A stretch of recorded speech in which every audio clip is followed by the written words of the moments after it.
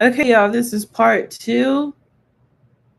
We're gonna continue from where we left off. There's no reason to restart. We were a few minutes in, and I feel like it was important what I shared before.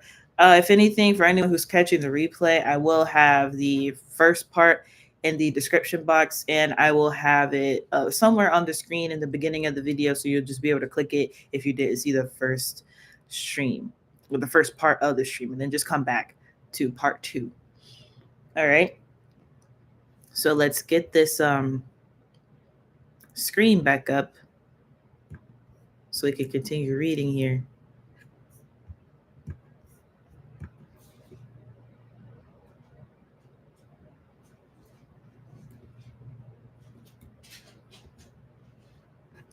Okay.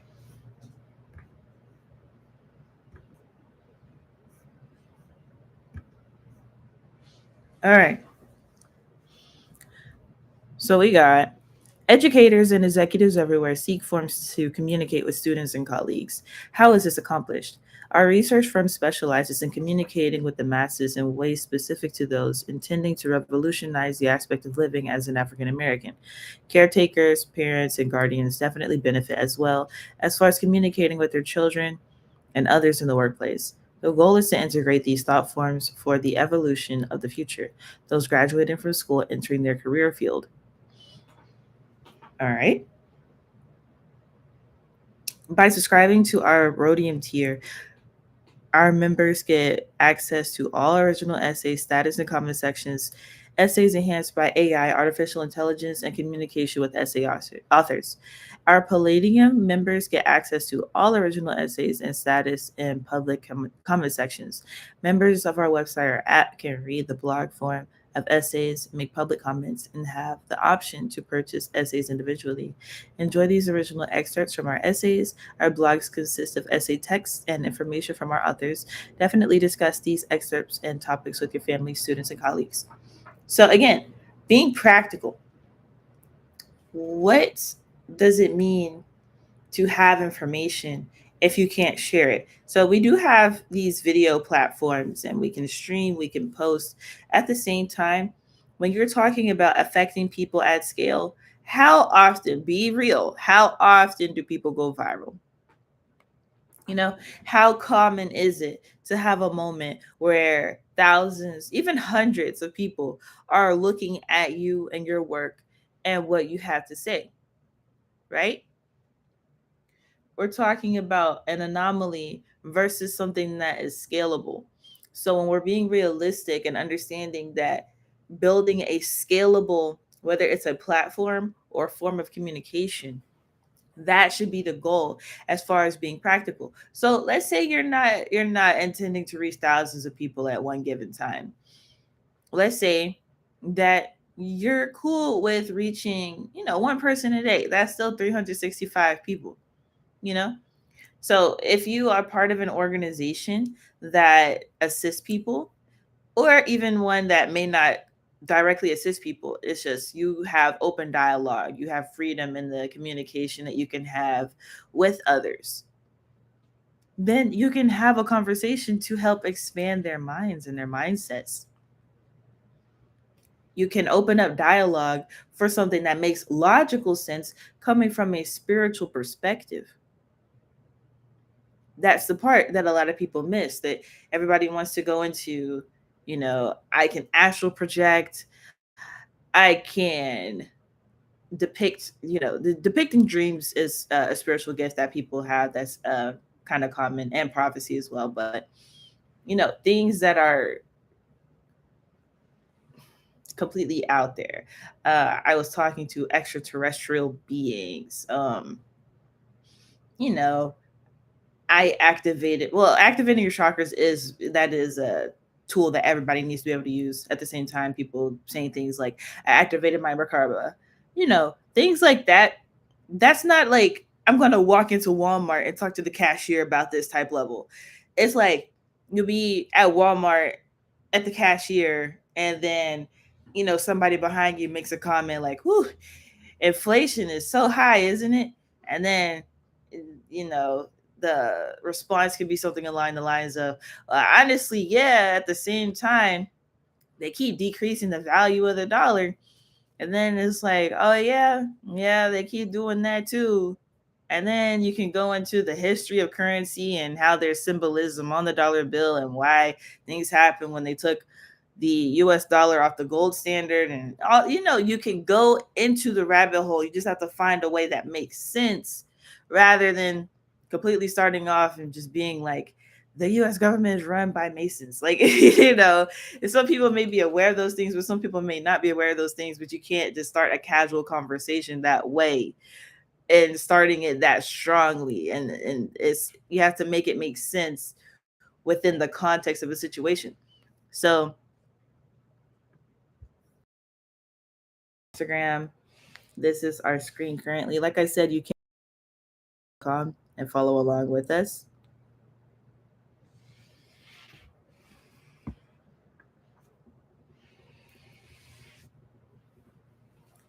All right. Quadrillionaire, blockchain, derivatives, goddess. Those terminologies may seem new or unheard of to the average person. The beautiful aspect of that is these terms are now being pushed to the forefront by Marine Liquidity Fiduciary Flow, private equity and research firm. The research team is providing essays such as these to showcase how innovation can be shared amongst the masses.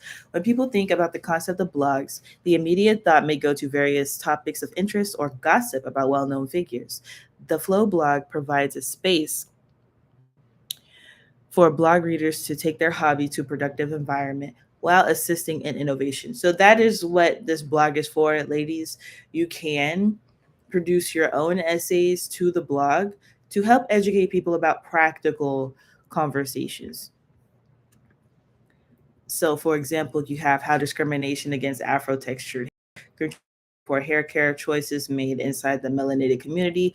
Very, very practical, something that people could talk about on a regular, everyday basis and learn from in order to evolve. And then we have gatekeeping in finance.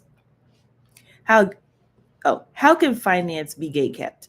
Wealth and finance can, in fact, be withheld. However, the education surrounding the topic is more vital than the tangible resources themselves. Even when wealth and finances are shared, maturity and literacy are necessary for the receiver. Narratives surrounding the topic of wealth and finance tend to be geared toward fear, ignorance, and negativity, when in actuality, the complete opposite is true. When perspective is shifted and analyzed, values and principles are first priority. All right, y'all. So you see how that is language that you could take that to a school. You could take that to elementary school kids and be like, hey guys, we're going to learn about this. And, the first appearance, it may appear boring, but that's how you take things into your own and then you make it not boring.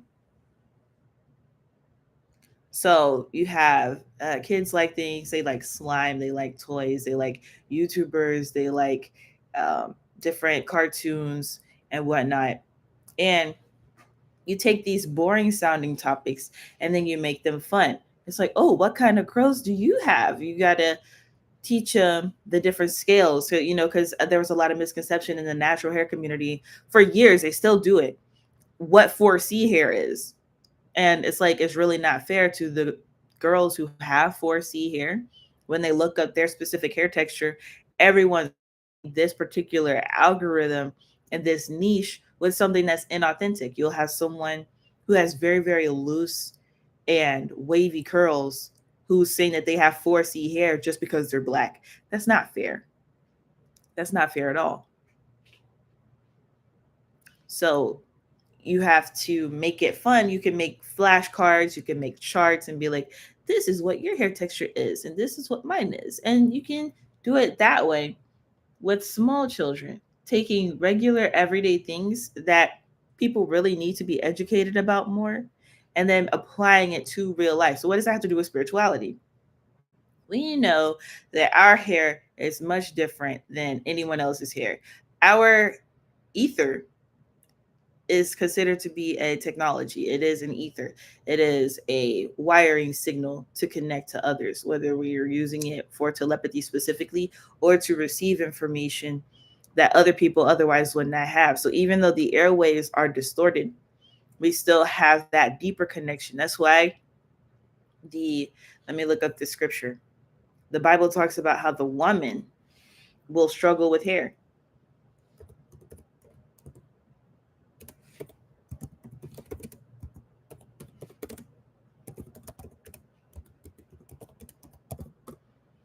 Um, oh, hold on. That's not what I'm looking for. Yeah. No, that's not what I'm looking for. Bible talking about woman hair growth.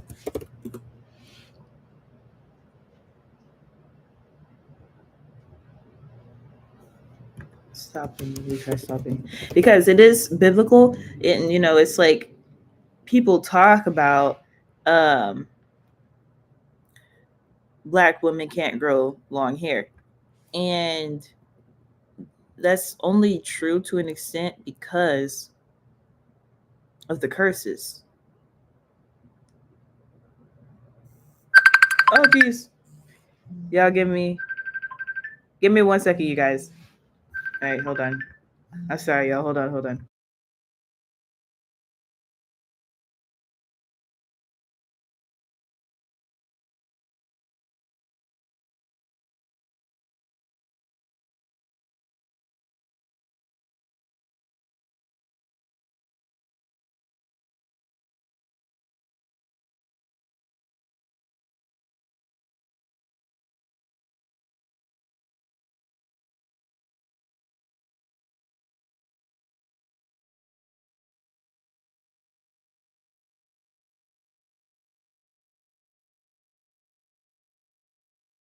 When I tell you that the entities are trying so hard, I'm like, bro, I find it hilarious. I do find spiritual warfare to be entertaining to an extent.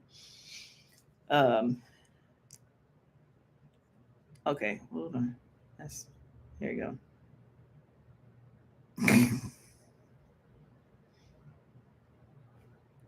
But yeah, we got a situation. We got the handle. Um, is that a dog outside or is that him? Are you growling? Why are you growling?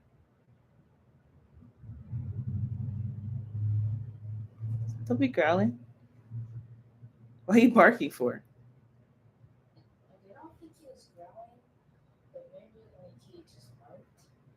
I I heard like grumbling noises. It was some stuff outside too, though. Okay, I'm trying to find the scripture. I'm sorry, y'all. That like it's a lot happening because when you're unlocking and decoding a lot of things, then this is what I mean. The interruptions are like constant. Okay. Oh, there we go. Hair growth curse. There we go.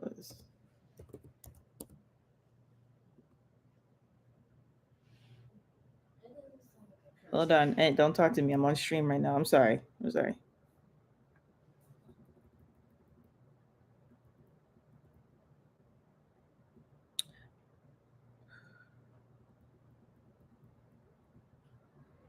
Bro, that's crazy.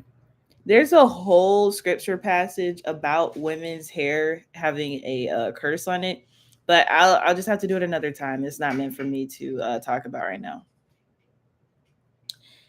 It's Marduk. This Rich Rising, everyone. Great Rising. Great Rising. How are you? Okay. I'll just have to do that another time. I was just trying to apply it to what was written in the blog. So, but anyway, that is something practical that has to do with spirituality because our hair has been policed, it has been demonized. People are afraid when they see our natural hair. So, I have my hair how it is right now. At the same time, this is how I actually look. I am Native American on my mother's side. And so, therefore, this is just how I would look if I straighten my hair out. And this is how I look authentically, not to have a different type of identity. Someone made a comment about my hair in the previous stream. I didn't get to reply to it because the stream was messing up. But I still have my hair. This is what my hair actually looks like. My hair is this long type situation. I don't have something to make me appear a certain way. I just have a protective style and I have a sew-in. So that's not something um that is bad necessarily. It's just, am I having an identity crisis? Absolutely not. This is what I look like. At the same time, I am protecting my crown. I don't want to straighten my hair. Okay. So, as well, let's see what we have on here.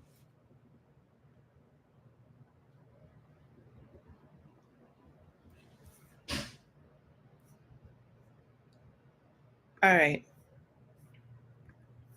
So, we talked a little bit yesterday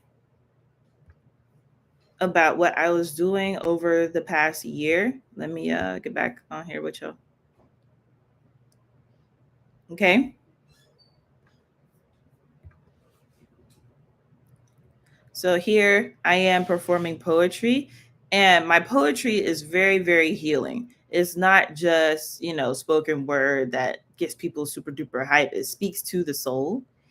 And so, therefore, the information that was shared in my poetry is also being applied to my essay series.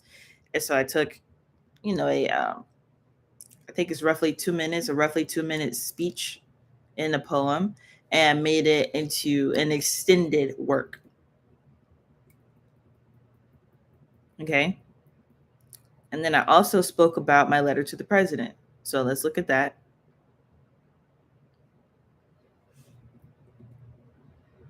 Well, I reached out to people and I said, how did your school honor Black History Month?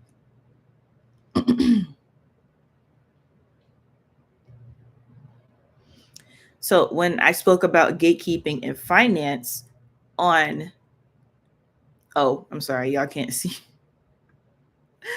Y'all can't see the page. Hold on. I'll do two things real quick so y'all can understand what I'm saying. Yeah. Okay. So when we spoke about gatekeeping and finance up here,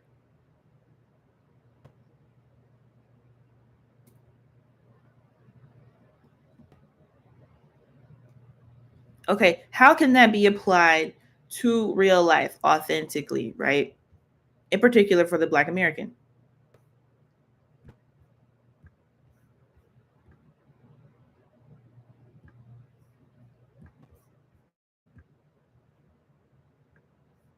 Okay, so here you have a photo from the Black Reparations Project conference.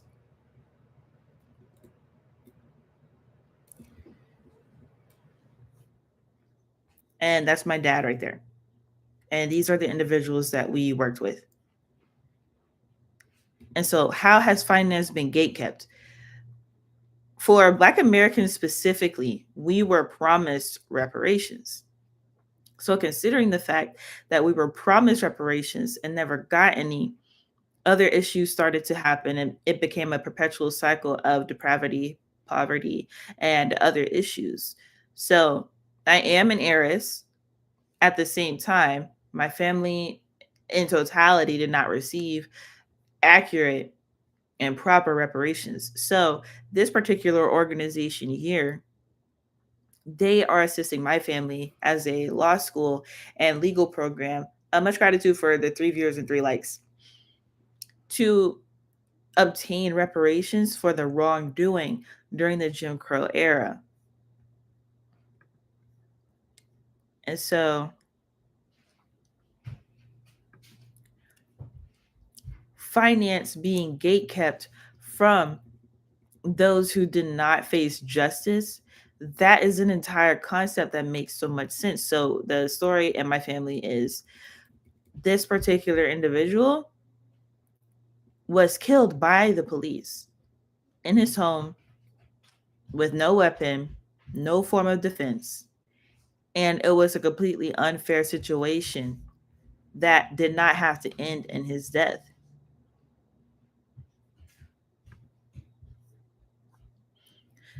And that is why restitution is mandatory. It's not an option. It is not an option because what sense does it make for someone to be in their own home, for police officers to be off duty, and to enter into the home and kill them and harass other neighbors in the meantime? That doesn't make any sense, does it? So, therefore, another set of reparations is owed. And considering how things have gone along throughout the decades, that finance has been gatekept. So there are multiple different ways that finance is gatekept in the Black community in the United States of America, simply because not only are these things held from us, they are also not taught to us to accumulate and manage properly. And so let's continue. The community came together and assisted my family, in fact. Okay, we got a comment here. What's up? Marduk said, sounds like it was premeditated. Mm-hmm. So the essay that was written, the research paper that was written by the CRRJ organization, it was some information about that written down. There was some interesting stuff going on at that time. And if you read about the history in Memphis, there was a whole situation about the different underground rings that were happening, and therefore the politics involved, it was just something else. So the community came together and raised $1,000 for my family when the court system did not do anything. They went to trial, but they were found, not guilty and all that crazy stuff.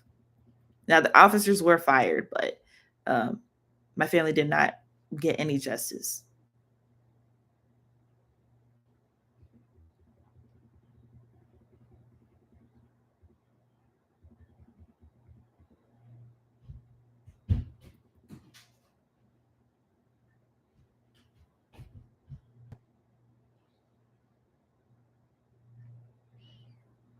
All right, so we're just going over this to understand how to apply these things into real life. Okay. So here it says, as DEI is decreased in many fields, solidarity amongst Black owned businesses and organizations must increase. White collar corporate jobs, careers, and professions benefit greatly from having insight from our firm and writers in it. Take time to share this information with coworkers and those that can and may be affected as DEI rollbacks persist in this new time. Remember to support entrepreneurs and small businesses in your local area, as DEI will provide those structures with more employees and opportunities. To combat this, Tiara followed her great great uncle James' footsteps and also sent a letter to the president. You can read Tiara's letter to President Donald J. Trump here, and also read his response in the near future when the essay series is produced on the philiphatley.org website.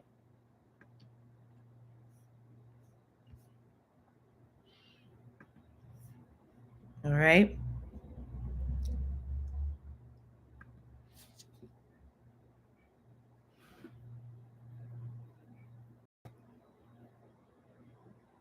So here we go. We're going to read my letter to the president.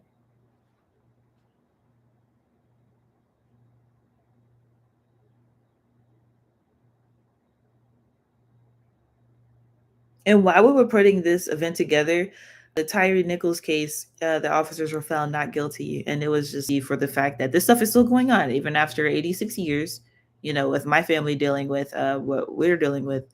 It's just the same stuff going on. And we have to understand how to maneuver in these spaces.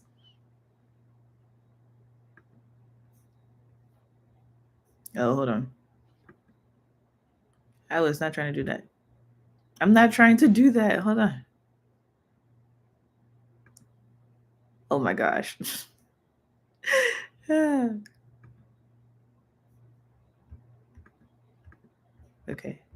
Let me see if I can do it. Dang it. Okay. Oh, can I do it this way? Okay, I did it this way.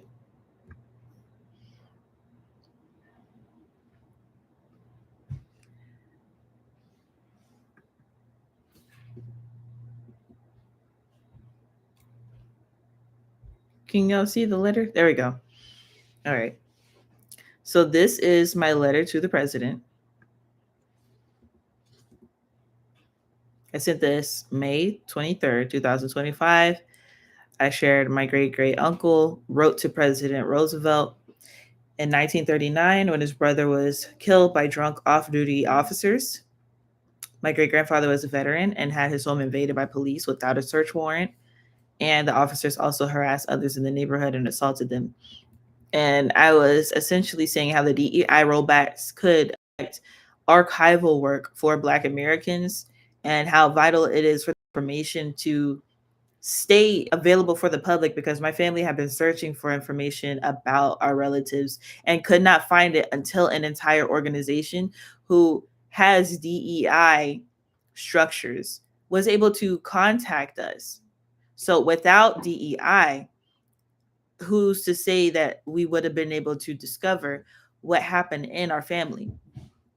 So at the end, I said, from a personal perspective, I understand how important history and archive work is to communities. All of it and contact information will be shared in this letter. May the efforts to preserve accurate historical information and righteous media prevail. And so I sent the invitation to the White House.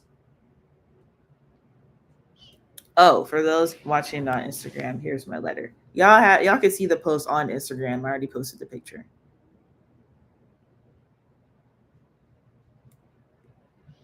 I posted the picture earlier this year. Whoop. Sorry, you guys. Very sorry.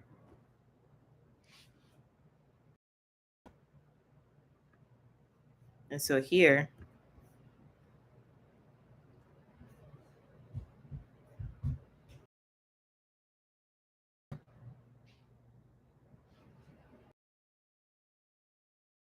we have the letter that my great. So we have the murder of Philip Atlas, great grandfather. It says he was killed on January 22nd. And then right here, it says highly appealed for intervention to President Roosevelt to no avail.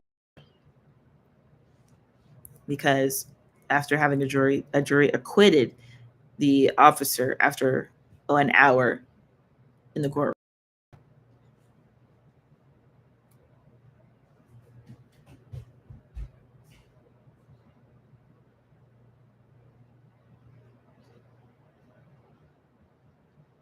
Hey, everyone on Instagram, if you would like to comment, please comment on YouTube. I will reply to all comments directly on YouTube.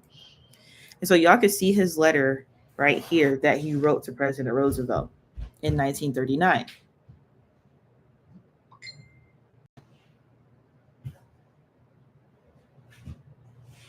Right? And so that's what it means. I did literally follow in my great uncle's footsteps. And I was like, okay, well, I'm not necessarily asking for help from the White House, right? What it is I did is invite the president to see what the people have to say, because I understand budget cuts. So it goes back to what I was talking about capitalistically. I understand budget cuts and weeding out unnecessary funding that is being abused. I understand that logistically as an entrepreneur. At the same time, going in and doing it and the particular strategy that he did it, I wanted him to see and understand why that could be damaging for someone like me and those who this affects.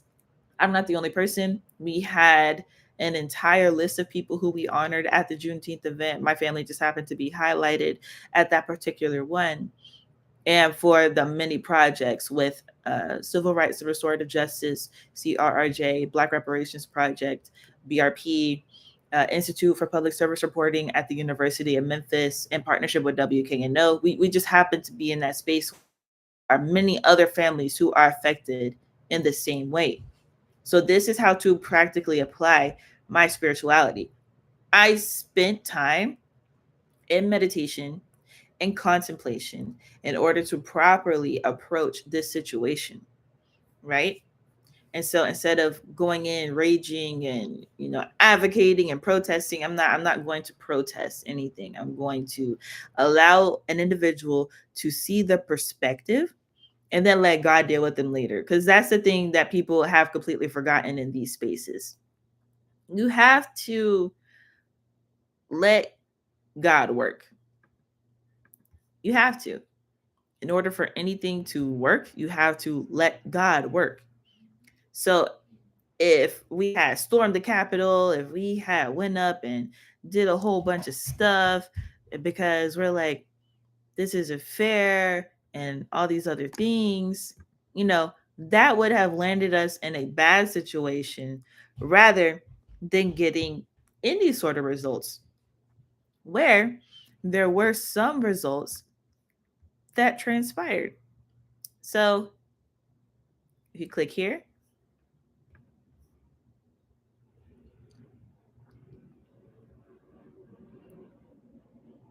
okay,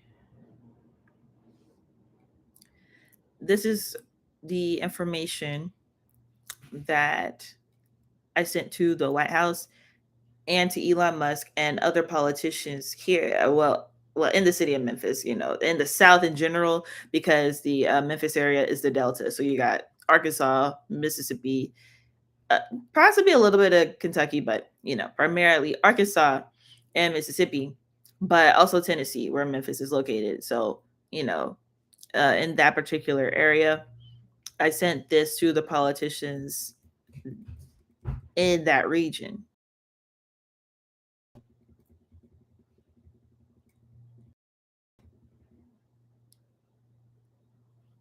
All right. So the letter that was sent to the president is there as well.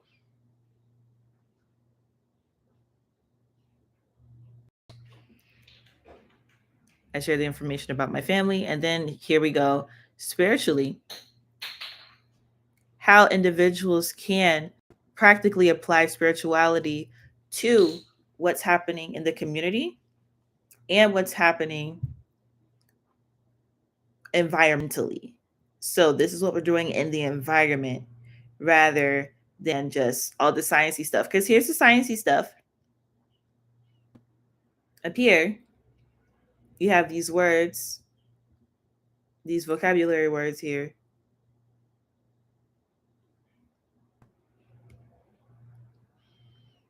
Then you have the spiritual part.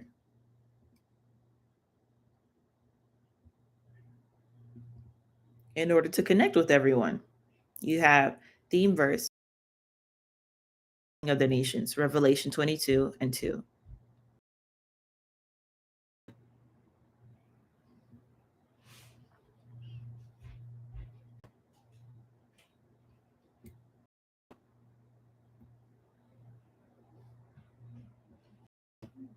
Okay, and then here,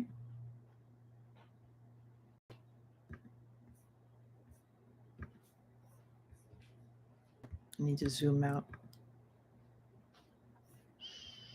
This is an actual copy of the letter that I received from the White House. So you have the seal here by the date July 9th.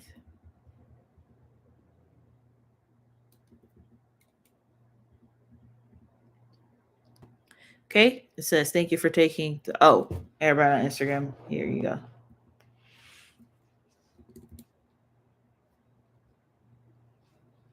All right. So here you have July 9th, directly from the White House, a response.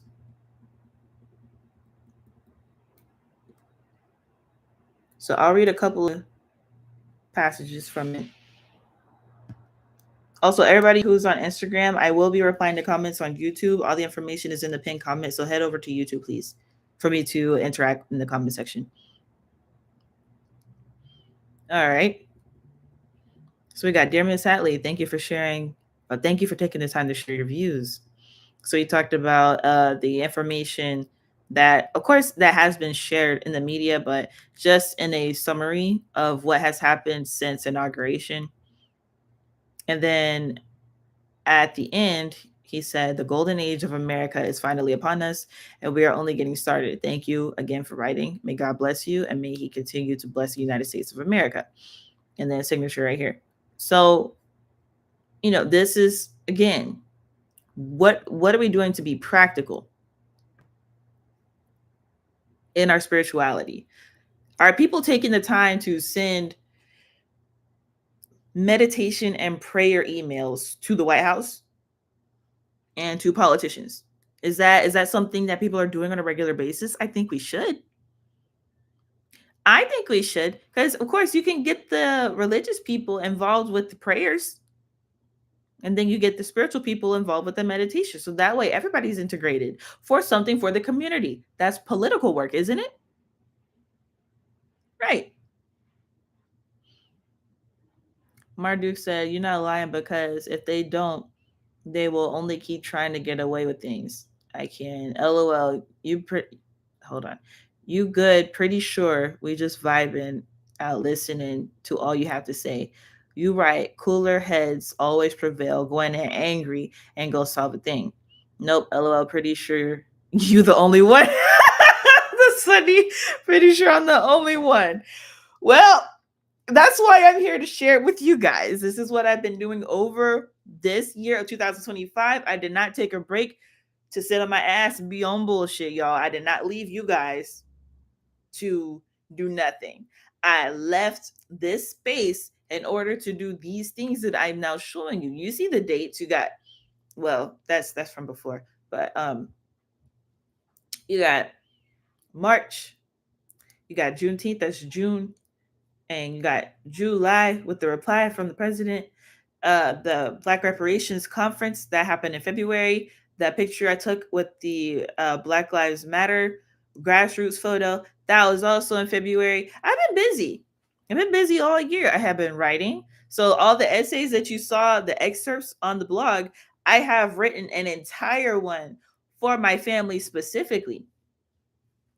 So this hasn't been just some year that, oh, I'm taking a break from social media and I'm just going to go live my life. No, I have been very, very busy to make sure that when I do come back to social media, I did, like I said, I did not intend to come back to this platform, but when I came back to social media, I will have something of value to share from my perspective that people can apply into their everyday life. So, if I am the only one,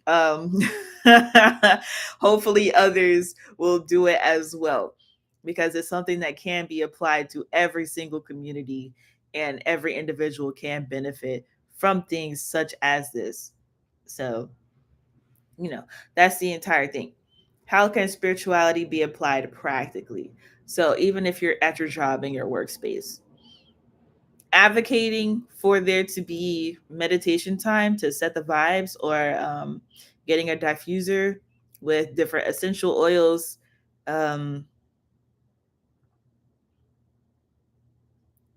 having certain types of music playing in the workplace, things like that. They may seem small, but that makes a huge difference for people. Even the theme colors for my business, everything's pink.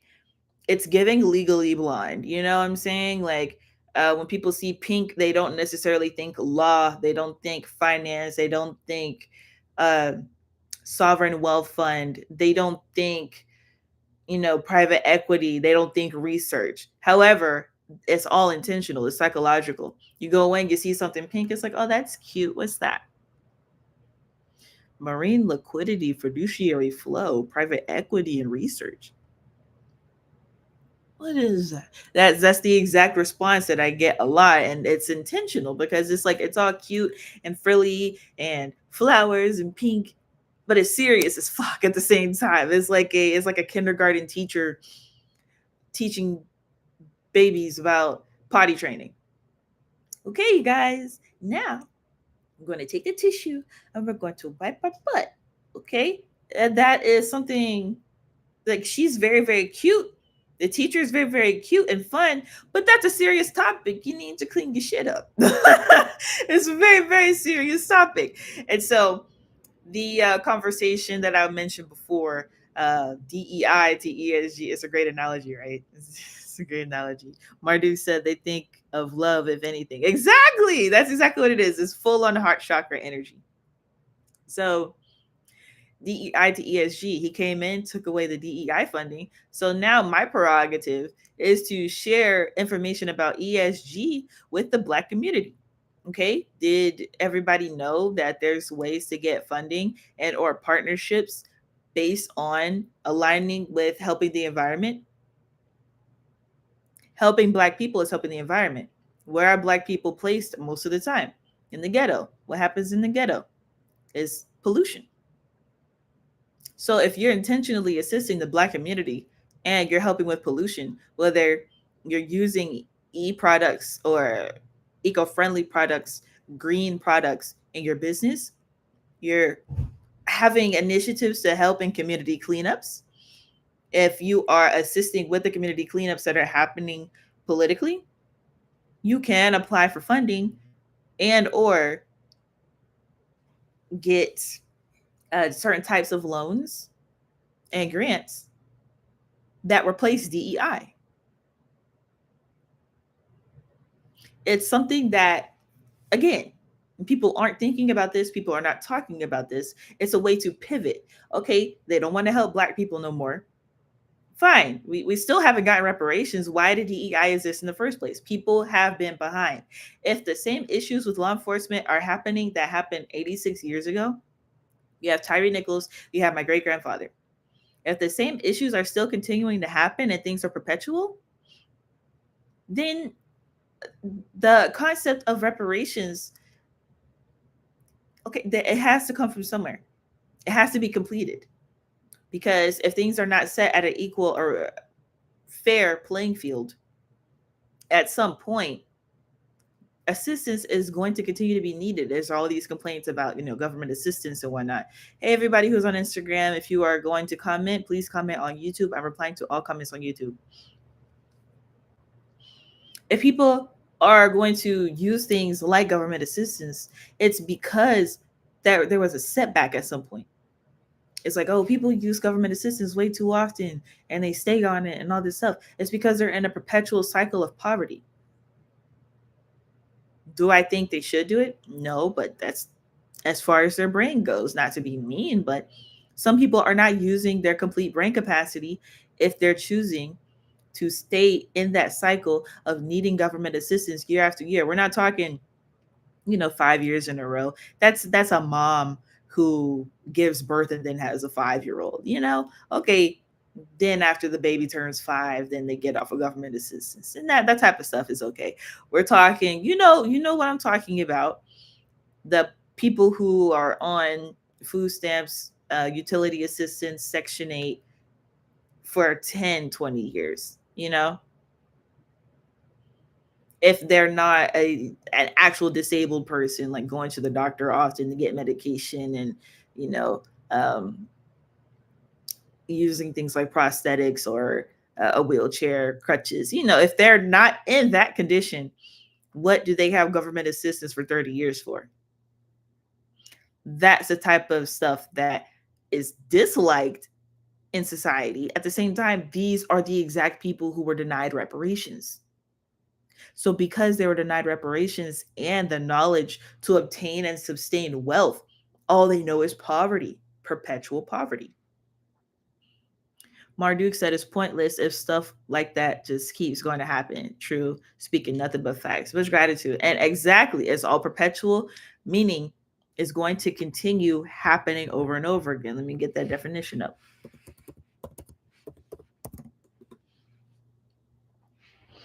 So perpetual is never ending or changing, occurring repeatedly so frequently as to seem endless and uninterrupted.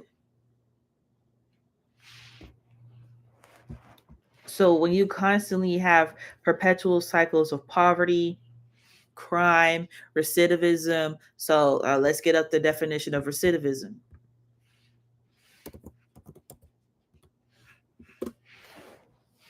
All these stereotypes about Black people. Recidivism is the tendency of a convicted criminal to re-offend. Okay. Recidivism is a tendency for a person to relapse in criminal behavior often after being released from prison or completing a sentence.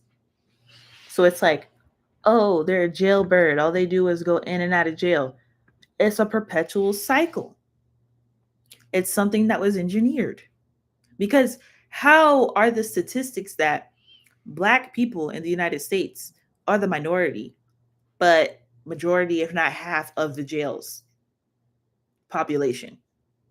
How does that make sense? Because they're part of the perpetual cycle of poverty. These are the same individuals who grow up with the single moms who are consistently and perpetually on government assistance. These are the individuals who had their fathers removed from the home. Notice, in my family, we didn't have the whole deadbeat dad situation. We had fathers who were eliminated and removed. Some fathers were removed because of government assistance, some were removed by force. My great grandfather was murdered. He was a good father. You're talking about people who have a house, who live in a decent neighborhood at the time, working a good job after being in the military, a whole veteran. You're talking about an upstanding US citizen. So for that person to be eliminated from their home and community, and then it's real because the community came and supported. They raised $1,000, and that's big money in today's time. You not counter, but you factor in inflation in today's time. You're talking over $20,000 was raised for my family from the community, not given a restitution from the court system. So that's how he was a real guy. You have figures like Matthew Thornton, Louis O. Swingler, who assisted my family during that time period in Memphis. They all gathered on Beale Street. They shared the story publicly about what happened, raised money, and assisted my family to be able to get along. My great grandmother, her name is Willie Mae, she was able to, get remarried and have more children and whatnot. At the same time, there was a silence over my family to where no one knew what happened in the newer generations. It scarred my grandfather for life to the point he didn't properly build a relationship with his sons. My dad and my uncle, they had a dad. He was around, but they didn't get to have that deep, in-depth connection with him because he was still scarred from what happened in his childhood. His father died in their home when he was 5 years old. That's tragic.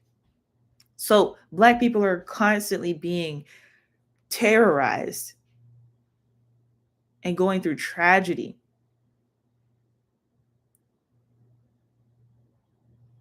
Perpetually, year after year, decade after decade, since the very beginning of slavery.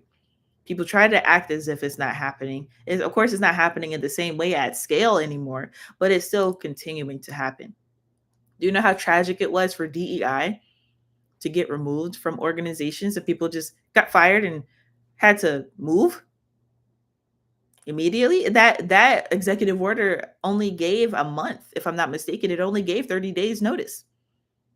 I've never seen anything move that fast or like that. That's tragic.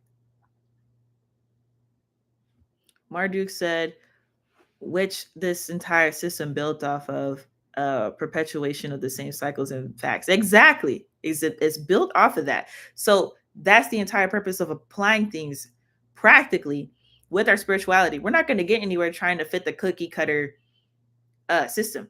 My great grandfather tried that. A lot of us have tried that. It does not work. So you have to be extremely unique. You have to practically make it fit in the matrix, but you have to be very unique. I'm leveraging the fact that, of course, I sent an open letter to the president. It was already leveraged that I spoke out publicly, but it's even more leverage the fact that he responded. And I sent another response to, let me see if my letter back to him is included on here.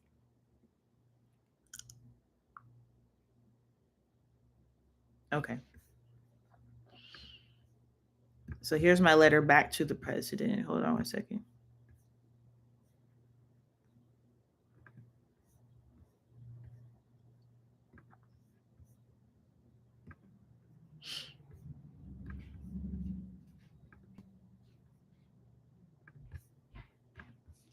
Okay. So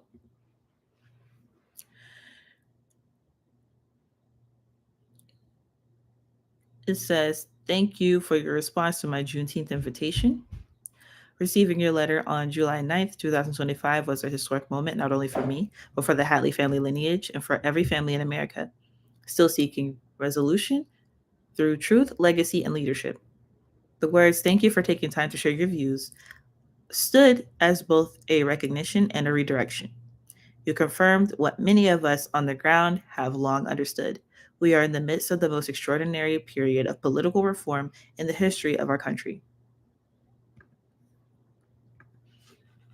We agree, but reform begins with remembering. Remembering for the sake of justice. As shared in my original, Hatley was murdered by drunk off-duty police officers in 1939. My family never received justice nor public acknowledgement until we uncovered the truth through our restoration and spiritual resolve. Your letter affirmed the very spirit behind our Say Their Names Juneteenth celebration and its mission to honor the righteous preservation of history. Like you said, we will make our country safer, stronger, and greater than before. That begins with facing what was covered up so future generations can rise with both clarity and dignity. Where legacy meets economy, your letter emphasized the rebuilding of the economy, restoring and unleashing American energy like never before. Our firm was built to do reinvest in the American family, repurpose neglected land, and recycle economic potential through fiduciary stewardship. So, this is me introducing my concepts directly to the White House. Now, I have not received a response directly to this one yet. At the same time, this is what's going on. I'm having dialogue with the White House currently. So, this is what was sent as well to Elon Musk.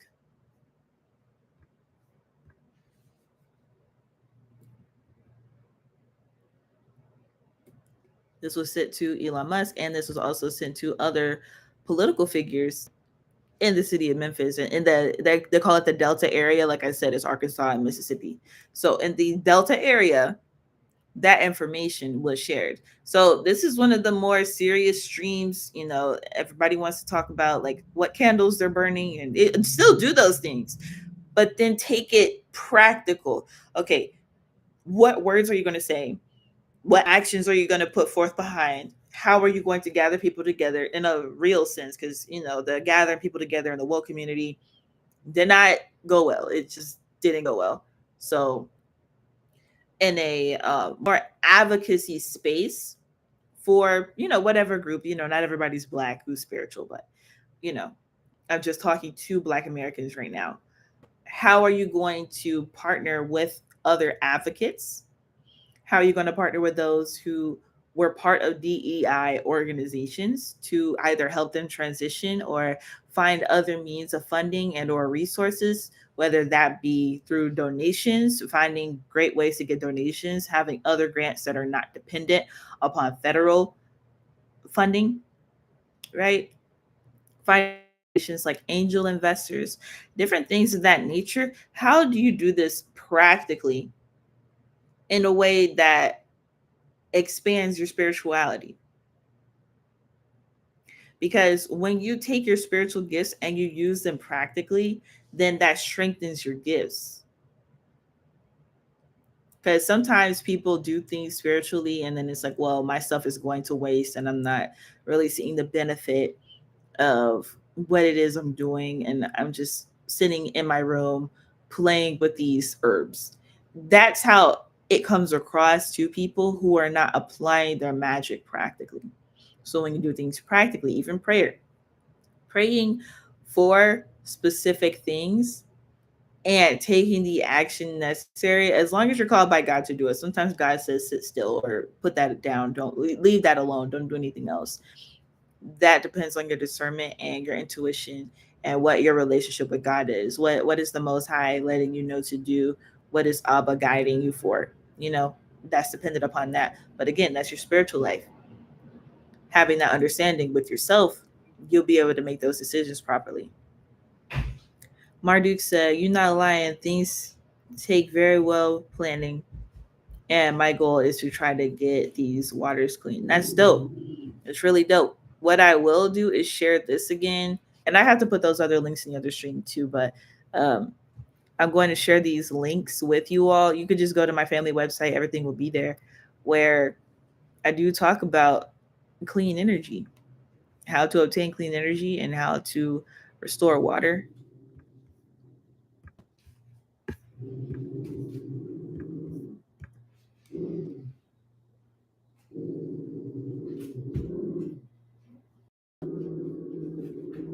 Stop it. Stop it.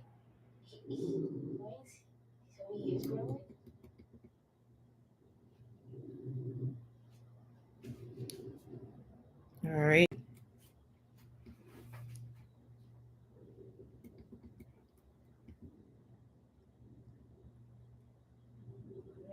So this is just an example. I actually can show you. Hold on. Let me get on here.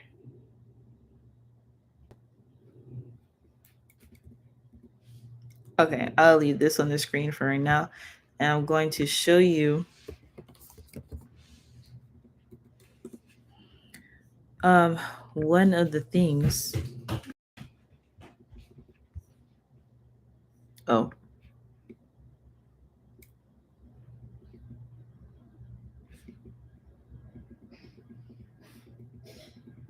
If I could find it in a timely manner. If I can't find it in a timely manner, then I'll leave it alone. But my letter was filed in the government system for public record, so that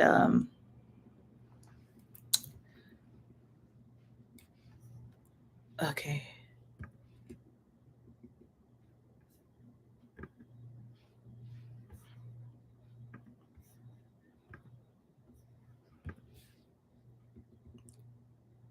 Okay, let me see. Is it gonna show right here? Let me see if I can do it like this. Because I have it in my email. I just don't have my email up right now.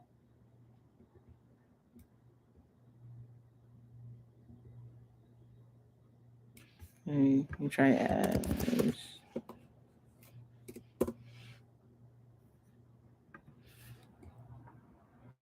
Okay, I can't get it up right now. I had to get the link somewhere else.